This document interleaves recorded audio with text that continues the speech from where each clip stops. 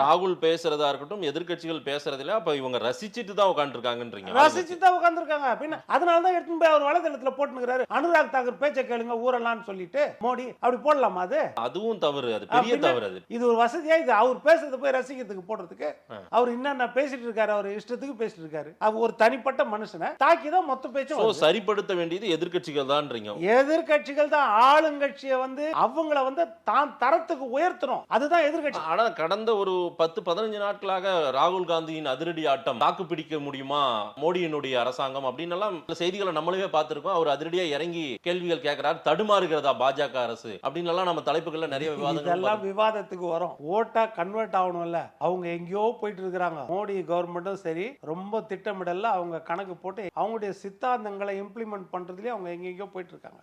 அப்படி இருக்கும்போது நம்ம அடிக்க வேண்டியது அவங்கள ஒர்த் ஃபுல்லா அடிச்சாதான் சரியா இருக்கும் அப்படின்றதா என்னுடைய கணக்கு.